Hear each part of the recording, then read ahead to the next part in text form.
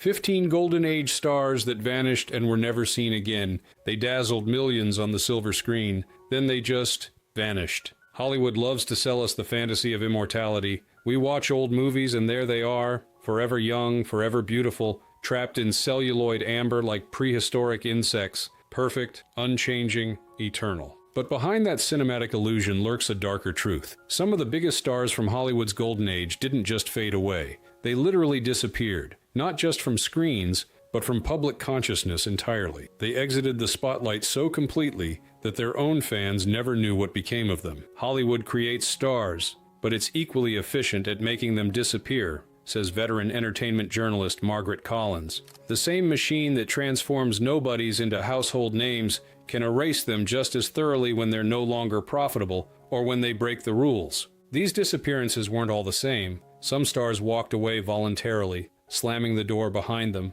Others were pushed, blacklisted, abandoned, or destroyed by the very system that created them. What unites their stories is how thoroughly they vanished and the questions they left behind. How does someone known to millions simply evaporate from memory? What forces, both personal and industrial, can so completely erase a human being from our collective consciousness? The public assumes famous people stay visible forever, notes film historian Robert Thompson. But Hollywood operates as a memory machine, determining not just who becomes famous, but who stays remembered. When that machinery stops maintaining someone's public image, even major stars can slip into oblivion with shocking speed. Today, we're pulling back the curtain on 15 of the most mysterious vanishing acts from Hollywood's golden age, stars who once commanded the world's attention only to disappear so completely that most fans never knew their fate. Get comfortable. These stories won't have happy Hollywood endings. Until somebody else tells her what to do, and depends on what person you get hooked up with that tells you what to do as to what the results will be. The uncompromising vision, Barbara Loden. Barbara Loden didn't just leave Hollywood. Hollywood made damn sure she couldn't come back. Star of Wanda, 1970, a critically acclaimed indie film that should have launched a brilliant directing career, Loden instead vanished from the industry almost overnight. This wasn't just another actor taking a break. This was systematic erasure. Loden's accomplishment was extraordinary, explains film historian Michael Barnes, writing, directing, and starring in a work of remarkable authenticity at a time when female directors were virtually non-existent. The film received the International Critics Prize at Venice. It should have been the beginning of something big. Instead, it was the end. After writing, directing, and starring in it, she completely disappeared from public life, Barnes continues. This wasn't a career pause. It was total withdrawal. She kept working on theatrical projects and teaching acting, but as far as Hollywood was concerned, she might as well have been dead. The industry's reaction to Wanda reveals the brutal truth about what happens when women refuse to play by Hollywood's rules. Loden created a stark, unsentimental portrait of a passive, disconnected woman drifting through Pennsylvania coal country, the absolute opposite of what the male-dominated industry wanted from female-centered stories. Rumors say Hollywood blackballed her for being too raw, too real, says Barnes. The uncompromising nature of Wanda, its anti-Hollywood aesthetic, its refusal of redemptive arcs, its focus on a passive female protagonist, violated fundamental commercial assumptions, especially coming from a woman director. When cancer claimed Loden in 1980, at just 48 years old, her disappearance became permanent, transforming what might have been temporary industry exclusion into eternal absence. She died before witnessing the eventual rediscovery of Wanda by later generations who recognized its groundbreaking vision. She made a masterpiece, then vanished like she was never here. The gap between Wanda's artistic significance and Loden's subsequent invisibility shows just how thoroughly commercial considerations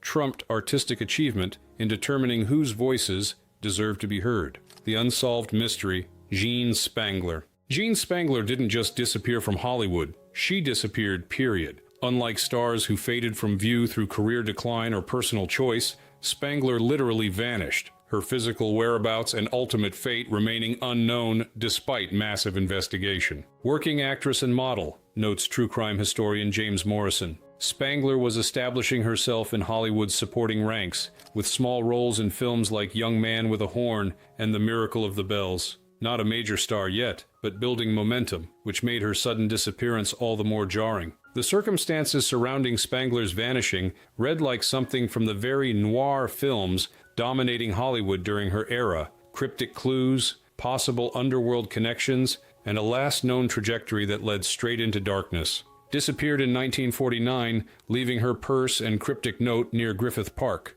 Morrison explains. The note, addressed to someone identified only as Kirk, stated, "Can't wait any longer, going to see Dr. Scott. It will work best this way while Mother is away." This incomplete message, clearly referencing situations unknown to investigators, created immediate questions about what Spangler was involved in before vanishing. Most intriguing and controversial were the potential Hollywood connections that emerged during the investigation, particularly speculation that the Kirk mentioned in Spangler's note might have been Kirk Douglas, with whom she had recently worked on a film. Her last known connection, Kirk Douglas. This element remains the case's most disputed aspect. Douglas acknowledged knowing Spangler but denied any significant relationship, while investigators ultimately found insufficient evidence to pursue this angle. The proximity to Hollywood power nevertheless fed persistent speculation about whether industry connections might have influenced the investigation. She walked off a studio lot and into Hollywood's darkest unsolved mystery. The contrast between the manufactured light of Hollywood production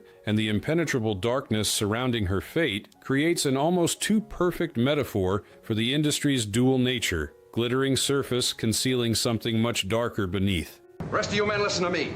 I want every man to get his rifle, go to his bunk, and stay there. And I mean stay there! The Quiet Exit, Philip Ober. Philip Ober was everywhere until he wasn't. Played roles in North by Northwest and I Love Lucy, notes entertainment historian Margaret Collins. Ober was the backbone of Hollywood's supporting cast system, those reliable character actors who appeared in countless productions without achieving marquee status, but whose faces became familiar to everyone who watched movies or television. Ober's career followed the typical trajectory for character actors. Decades of steady work playing authority figures, executives, and military officers. His appearances on I Love Lucy as Lucille Ball's boss and his role in Hitchcock's North by Northwest represent the kind of solid, professional performances that kept Hollywood's narrative machine running while bigger stars grabbed the spotlight. What distinguished Ober's case wasn't his working career, but the extraordinary completeness of his disappearance afterward, an exit so thorough it seemed almost deliberately engineered to ensure no one would notice he was gone. Retired in the late 60s and vanished from the industry, no public appearances, interviews, or tributes, Collins explains. This wasn't just professional inactivity, but complete withdrawal from public life. No interviews about his career, no appearances at retrospectives or industry events, absolutely nothing after concluding his acting work. One day he was everywhere, then nowhere. This creates a strange cognitive dissonance for viewers who might have seen Ober in dozens of productions over decades only to realize at some point that he had completely vanished without explanation. The gap between his ubiquitous screen presence and subsequent total absence shows how thoroughly Hollywood's memory machine can erase even familiar figures when they exit the system. Francine had contacts with many unlicensed maternity homes. One way or another. The Unforgivable Sin, Kathleen Case. Some Hollywood sins are unforgivable. Just ask Kathleen Case if anyone could find her. Rising star in the 1950s, billed as the next big thing, notes film historian Robert Thompson. Case represented a particular type of studio investment, the promising newcomer receiving graduated exposure through supporting roles while being groomed for leading status. This carefully managed career ascent hit a brick wall through a single tragic incident, one that didn't just stop her professional momentum, but essentially erased her from Hollywood's consciousness despite her evident potential. After a high-speed crash that killed a motorcyclist, her career collapsed, Thompson explains. This 1953 accident represented a turning point from which her professional trajectory never recovered. While she faced legal consequences, including probation and fine, the more significant punishment came through industry response, treating her as radioactive despite the accidental nature of the incident. The severity of Hollywood's reaction reveals much about the industry's gendered moral calculations. Unlike male stars whose comparable or worse transgressions received rapid forgiveness, Case found herself permanently defined by a single tragic mistake. Her entire identity and professional potential erased regardless of talent or prior studio investment. She disappeared from the spotlight until her death in 1979, notes Thompson. This wasn't merely career decline but comprehensive erasure. Case effectively vanished for the remaining decades of her life, her subsequent activities generating no media coverage whatsoever. Hollywood forgave a lot. It never forgave her. The contrast between Case's permanent exclusion and the rapid forgiveness extended to male stars involved in comparable situations illuminates not just personal misfortune but systematic gender discrimination. Different rules applied depending on who broke them. Give me a whiskey. Ginger ale on the side. And don't be stingy, baby. The legendary recluse, Greta Garbo. Greta Garbo didn't just leave Hollywood, she engineered the most famous disappearing act in entertainment history. Retired at 36, and never acted again, notes film historian Michael Barnes. This decision came at the height of Garbo's powers and popularity, making it particularly striking. Most stars exit at career decline or through gradual transition, but Garbo simply stopped at her peak, walking away from one of Hollywood's most successful careers through pure personal choice. The completeness of Garbo's withdrawal went far beyond merely stopping film work. She constructed a post-career existence deliberately designed to maintain maximum privacy while refusing every pathway through which former stars typically maintained public presence. Refused interviews, refused public appearances, Barnes continues. Unlike most retired performers who maintain some public profile through memoirs, retrospectives, or occasional appearances, Garbo implemented absolute refusal of all publicity. No interviews about her career, no industry events, no authorized biographies, nothing. This comprehensive rejection of public visibility required extraordinary commitment over decades, consistent refusal of financial opportunities, strategic avoidance of photographers, and development of an entirely private identity separate from her previous status as one of the world's most recognized women. Spent the rest of her life in near-complete isolation in New York, Barnes explains. Rather than the expected Hollywood retirement in visible luxury, Garbo established a deliberately anonymous existence in Manhattan, walking the city daily but developing strategies to minimize recognition, maintaining a small circle of trusted friends while avoiding industry connections. She wanted to be alone, and she meant it. This captures both the deliberate intention behind Garbo's disappearance and its extraordinary execution, transforming from ubiquitous presence to near-mythical absence through sheer force of will rather than external circumstance or industry rejection. Love, is this something that is calling to you? The spiritual transformation, Dolores Hart. Dolores Hart didn't just leave Hollywood, she left the material world entirely. Kissed Elvis Presley in Loving You, 1957, notes entertainment historian Margaret Collins. This detail captures the trajectory Hart was following before her departure, the promising ingenue positioned for significant stardom through high-profile projects, including multiple films with the era's biggest musical icon. Hart's career development followed expected patterns: steady progression through increasingly prominent roles, careful image cultivation, and strategic pairing with established stars. With 10 successful films completed by her early 20s, Hart appeared headed for sustained leading status. The extraordinary nature of her departure lay not just in its timing, at age 24, precisely when most actresses began their prime earning years, but in its motivation and completeness. At 24, she walked away from Hollywood and became a Benedictine nun,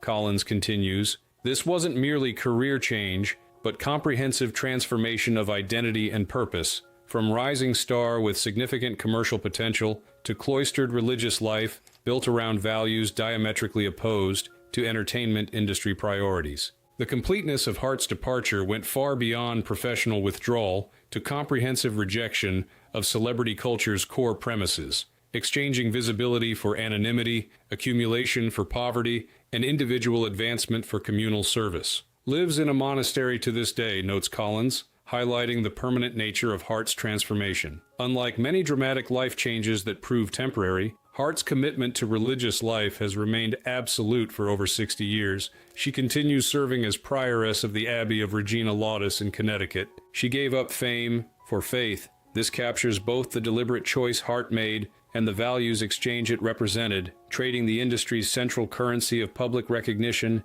and material success for spiritual priorities built around humility and service. We passed a brown coupe and I saw the girl who was driving. She was Eddie Ma's wife. The complete withdrawal, Peggy Knudsen. Peggy Knudsen didn't just fade away. She engineered her own disappearance so complete that even dedicated film buffs couldn't find her. Featured in noir films like The Big Sleep, notes film historian Robert Thompson. Knudsen occupied the reliable second-tier position in Hollywood's female hierarchy, not quite leading lady, but recognizable presence across numerous productions, with particular prominence in film noir. What distinguished Knudsen's case wasn't her working career, but the extraordinary completeness of her disappearance from public consciousness after leaving the industry. An exit so thorough it seemed almost deliberately engineered to ensure her absence would generate no curiosity despite previous visibility. Left Hollywood in the early 1960s and lived in total privacy until her death, Thompson continues. This wasn't merely career conclusion, but comprehensive withdrawal from the apparatus of public visibility. No interviews, no appearances, and absolutely no public profile whatsoever after concluding her acting work. The thoroughness of Knudsen's disappearance reflected both personal choice and health circumstances. Her retreat from public life coincided with multiple sclerosis diagnosis that created progressive disability. This health context remained largely unknown to the public during her lifetime, creating information vacuum that contributed to her complete erasure from cultural memory. No interviews, no returns, no memoir, notes Thompson, highlighting the comprehensive nature of Knudsen's disappearance from public awareness. Unlike many former performers who maintain some connection to previous identity through occasional public engagement, Knudsen implemented complete separation from her Hollywood past. She closed the curtain and never stepped out again. This captures both the deliberate nature of Knudsen's withdrawal and its extraordinary completeness, transforming from regular screen presence to complete absence without generating the curiosity that often follows more dramatic disappearances. I have a telegram from Mr. Nathaniel Hadley. Well, where is it?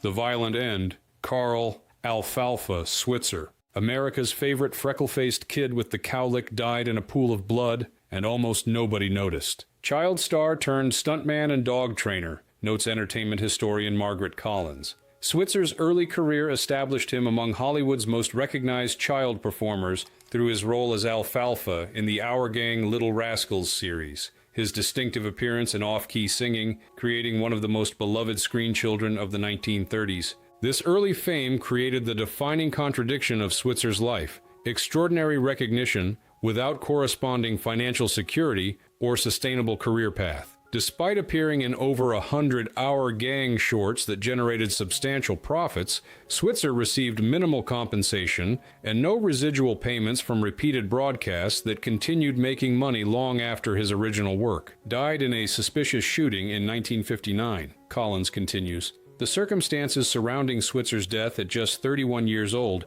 represent one of Hollywood's most disturbing examples of former child star vulnerability. After years of financial difficulty and declining professional opportunities, Switzer became involved in confrontation over a business dispute that ended with his fatal shooting. The limited media coverage of Switzer's violent death stands in stark contrast to the extensive publicity that had surrounded his childhood performances, revealing how thoroughly public interest focused on marketable personas rather than actual human beings behind those personas. The real story? Covered up, conflicting witness reports. Police called it justified, Collins explains. Moses Stiltz, the man who shot Switzer, claimed self-defense in what was described as confrontation over money Switzer believed he was owed for returning a lost dog. The investigation's limited scope and quick conclusion raised questions about thoroughness and potential bias. The face everyone loved as a kid died in silence and scandal. This captures the essential tragedy of Switzer's trajectory: the gap between his universal recognition as beloved screen child and the near-anonymous circumstances of his violent death. The child embraced by millions disappeared so completely from public consciousness that his killing generated minimal investigation or media attention. The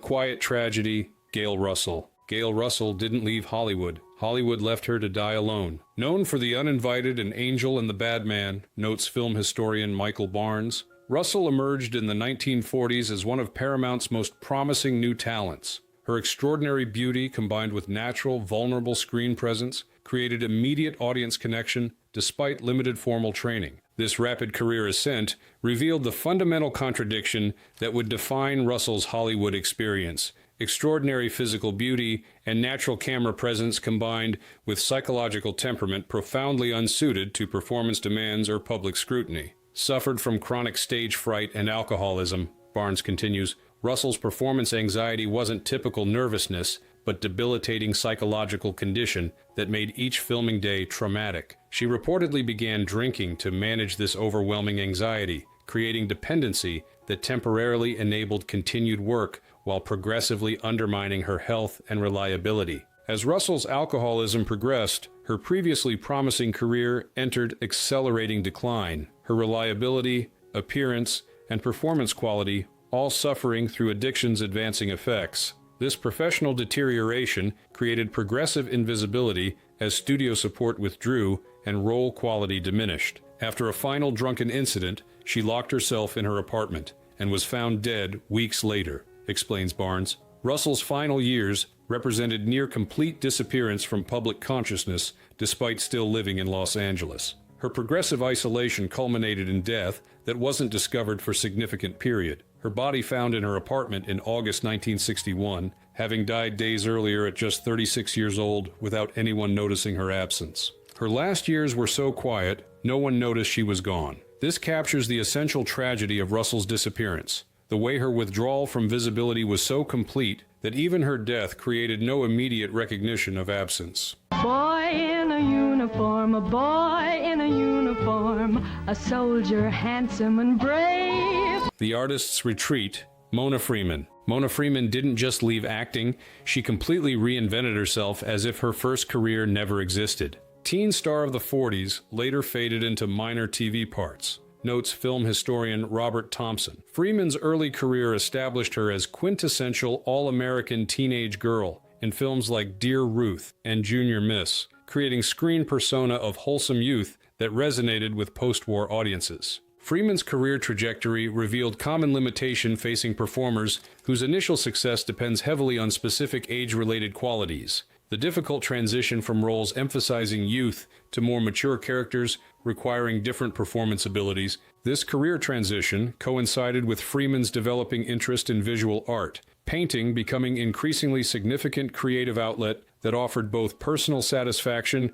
and potential alternative professional identity beyond performing career that showed signs of inevitable decline. By the 70s, she had completely disappeared, reportedly focusing on painting, Thompson continues. This wasn't merely career pause, but comprehensive withdrawal from entertainment industry visibility. Freeman stopped accepting even occasional roles that might have maintained minimal public presence, gave no interviews about her previous career, and established entirely separate identity as visual artist disconnected from her previous status as Hollywood performer. Few photos exist of her post-Hollywood, notes Thompson, highlighting the comprehensive nature of Freeman's withdrawal from public visibility. Unlike many former performers who maintain some connection to previous professional identity through occasional public engagement, Freeman implemented near-complete separation from her Hollywood past. She turned her back on the spotlight, and no one ever found her again. This captures both the deliberate nature of Freeman's withdrawal and its extraordinary effectiveness, transforming from regular screen presence to complete absence without generating the curiosity or investigation that often follows more dramatic disappearances. Let's start with these people. Is your pride worth the safety of those children? Of all of us? Forgotten talent, Elizabeth Hartman. Elizabeth Hartman didn't just disappear from Hollywood, she disappeared from life itself while hardly anyone noticed. Oscar-nominated actress, A Patch of Blue, noted film historian Margaret Collins. Hartman's breakthrough performance in this 1965 film, playing a blind girl who falls in love with Sidney Poitier's character, received extraordinary critical acclaim and Academy Award nomination at just 22 years old. Her sensitive, nuanced portrayal demonstrated remarkable depth and emotional authenticity that suggested potential for significant artistic career. This early recognition represented rare instance of industry acknowledging genuine exceptional talent rather than merely marketable qualities. Her performance quality suggested career trajectory, emphasizing artistic substance rather than conventional stardom. What makes Hartman's subsequent disappearance particularly poignant is how thoroughly it contradicted this promising beginning, the way genuine artistic recognition failed to create sustainable career despite exceptional demonstration of talent that should have ensured continuing opportunities. Battled depression for decades, Collins continues. Hartman's psychological struggles represented not temporary condition, but lifelong vulnerability that made navigating entertainment industry's inherent instability particularly challenging. The combination of her natural sensitivity, quality that made her performances so emotionally authentic, with clinical depression created extraordinary obstacles. As Hartman's career progressed, her appearances became increasingly sporadic, despite continuing quality. The gaps between performances growing as her psychological condition made maintaining consistent professional presence increasingly difficult. In 1987, she jumped from her fifth-floor apartment window. Few even knew she was still alive. This captures the essential tragedy of Hartman's disappearance. The way her withdrawal from visibility was so complete that even her death by her own hand at 45 years old created little public recognition despite her previous Oscar nomination. Hollywood forgot her long before she left it. This highlights how Hartman's erasure from cultural consciousness began well before her physical death, her progressive disappearance from industry attention occurring through decreased opportunities despite continuing to exist as working performer delivering quality work when circumstances permitted.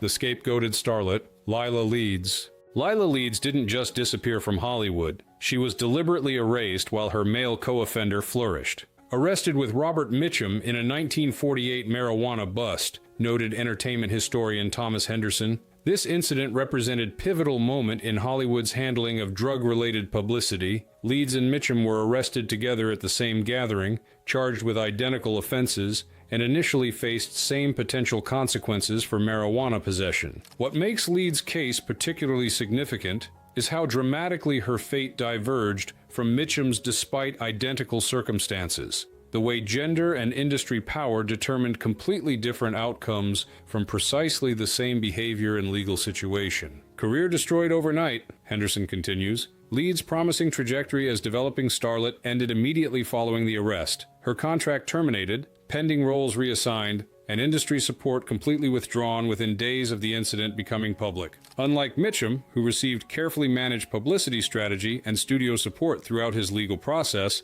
Leeds found herself completely abandoned. Mitchum's career survived with minimal long-term damage, his studio maintaining his contract, managing publicity to emphasize redemption narrative, and ensuring his working opportunities continued after a brief public relations adjustment period. After a brief stint in B-movies, she disappeared. Many believed she had died, but she lived until 1999 in obscurity, noted Henderson. This wasn't merely career decline, but comprehensive erasure. Leeds effectively vanished from public consciousness for the remaining 5 decades of her life. She took the fall and never got back up. This captures the essential function Leeds served within Hollywood's moral economy, the sacrificial example whose visible punishment created impression of industry standards while allowing more commercially valuable figures to receive protection and second chances regardless of identical behaviors. Told me that Dwight had a little trouble at school.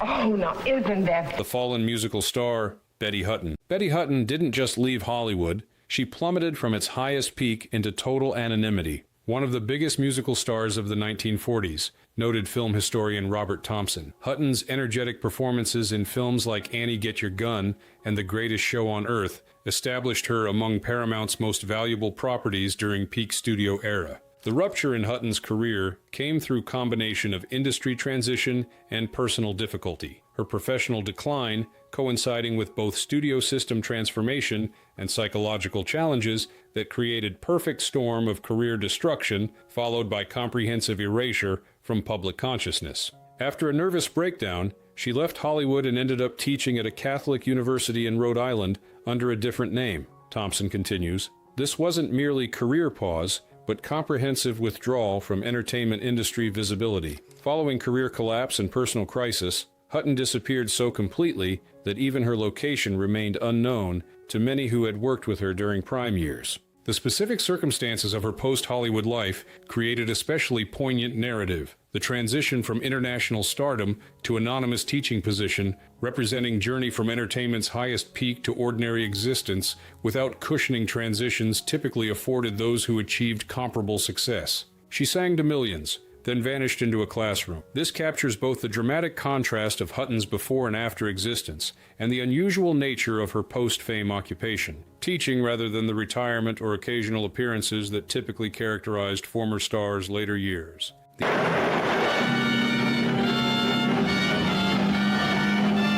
Ahead of her time, Tura Satana. Tura Satana didn't just leave Hollywood. Hollywood never knew what to do with her in the first place. Cult icon from Faster Pussycat, Kill, noted film historian Michael Barnes. Satana created one of exploitation cinema's most distinctive and influential characterizations through her portrayal of Varla, her commanding physical presence, unapologetic sexuality, and aggressive agency, establishing screen persona that directly contradicted period's typical female representation. Satana's mixed ethnic background, Japanese, Filipino, Native American, Scots-Irish, further complicated her industry position, her distinctive appearance defying simple categorization within Hollywood's limited ethnic representation patterns during period when roles remained strictly defined by racial categories. Refused to play the game Hollywood wanted, Barnes continues. Satana's unwillingness to compromise her distinctive persona or accept roles that diminished her characteristic power represented deliberate choice to maintain artistic integrity rather than pursue mainstream visibility through demeaning stereotypical parts.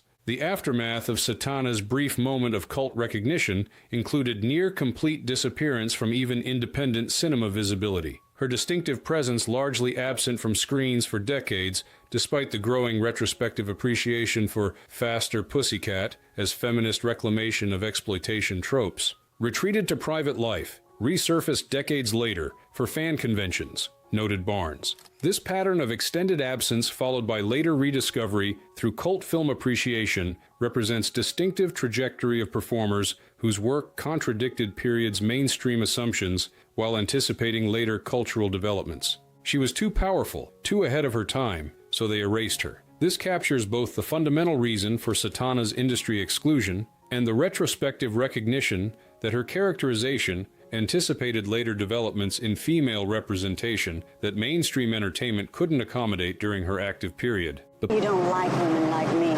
We're a bit aggressive. We're frightened. But that's only because you're... Partnership casualty, Sandra Locke. Sandra Locke didn't just disappear from Hollywood, she was systematically pushed out by one of its most powerful figures. Clint Eastwood's longtime partner and co-star, noted entertainment journalist Rebecca Santos. Locke's professional relationship with Eastwood included both on-screen collaborations across multiple successful films and behind-the-scenes development as director of projects produced through Eastwood-connected companies. This intertwined personal/professional dynamic created particularly vulnerable position when relationship ended. Locke's career opportunities suddenly dependent on industry structures where her former partner maintained substantially greater influence and institutional relationships. After a bitter breakup, she was allegedly blackballed from major studios. Santos continues. Locke's lawsuit against Eastwood claimed systematic interference with her professional opportunities following their separation, alleging pattern of behavior